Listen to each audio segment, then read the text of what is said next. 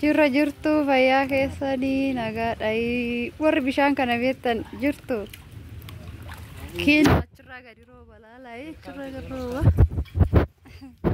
Bishaan qulqulluu kana galanni rabbi haa ta'u nuuf roobee jira akkam jirtu sun fayyaa keessanii.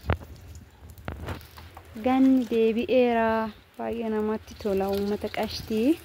Abbaan miliyoon immoo bishaan waraabaa jiru. Kana fakkaata ganni.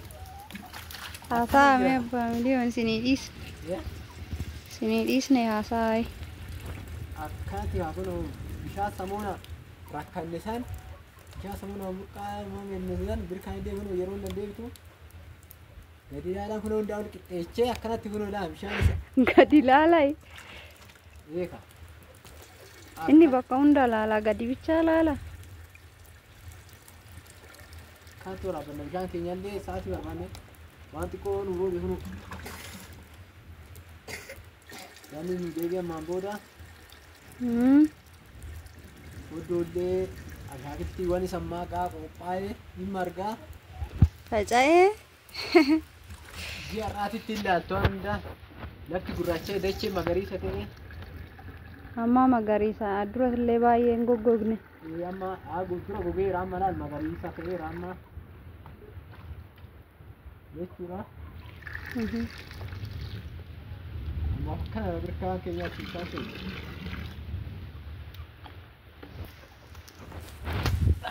Kanaan qorra ganni akkatti kan nama sirbisiisa. Namni aadafuun bona ganna hin danda'u. Sirbisiisi. Beeka. Akkana jira kun. Beekaa kanneen illee guuttadhee jaarkaa tokko naa dabaltaa. Jaarkaa afuroo ta'e baqa. Ciao.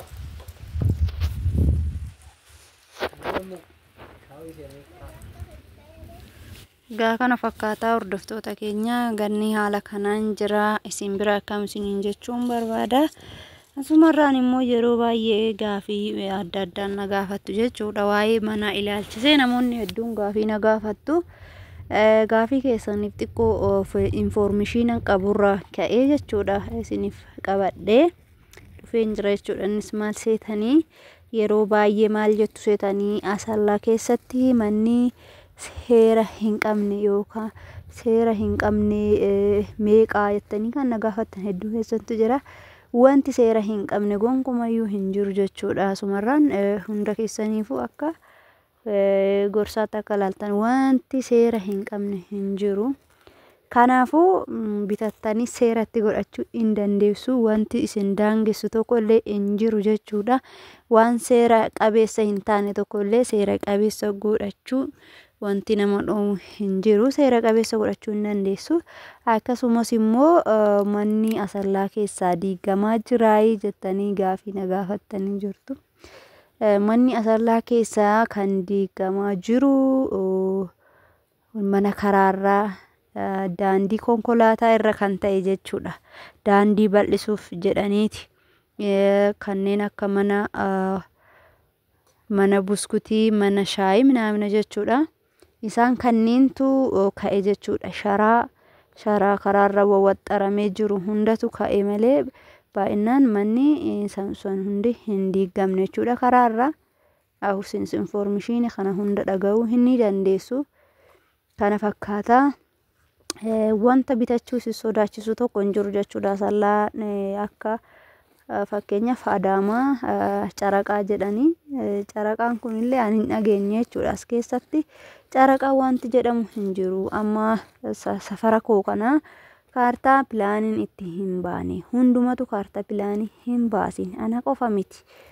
Maaliifi kaartaa pilaanii jala oolle ni galee miti. Garuu kaartaa pilaanii jala akka ooluu fi galmaa urra jira jechuudha. Galmeen dhufuu hedaa yeroo sanitti immoo eeggannee galmoofna jechuudha. Seera saniin booda maal taana seera qabeessa taana jechuudha.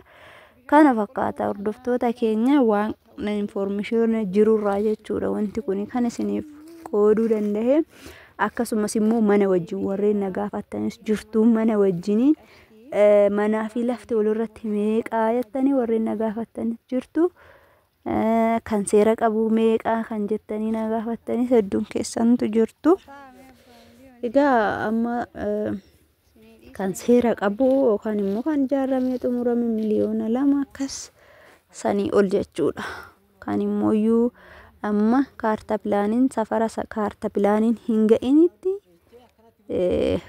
karaa miliyoona 1 akkas jechuudha. Miliyoona 1 yookaan immoo lafti duwwaan 300,000 jechuudha. 300,000 400 hagana jechuudha. Laftisi duwwaan jechuudha yoo barbaadan. Kanaafuu akkasiin isiniin jedha hordoftoota keenya keessattuu shamarran keenya of eeggannoo guddaa godhadhaa yoo lafa bitattanis yoommoo mana bitattanis namoota isiniif ta'uu namoota maatii keessan keessa buustanii waasan bitachuu ni dandeessu isiniin jedha yoo bitachuu barbaadan.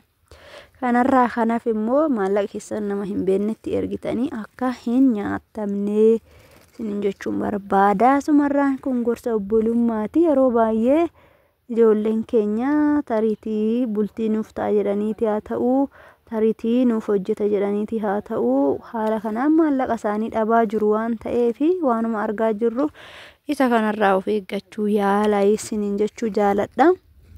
Nuuf immoo ganni nuuf deebi'ee haala kanaan zanaa jechaa jirra isiniin jechuu dhumaa fi kana fakkaata information jiru. Warroonni immoo keessan si dubbisuu barbaannaa jettanis lakkoofsi kiyyas jira. Na dubbisuu barbaannaa welcome gaafii barbaadan na gaafachuu ni dandeessu. Yeroo qabaadhee argetti isinii deebisuu nan danda'a isiniin jedha. Horaa bulaa deebanaayi isiniin jedha.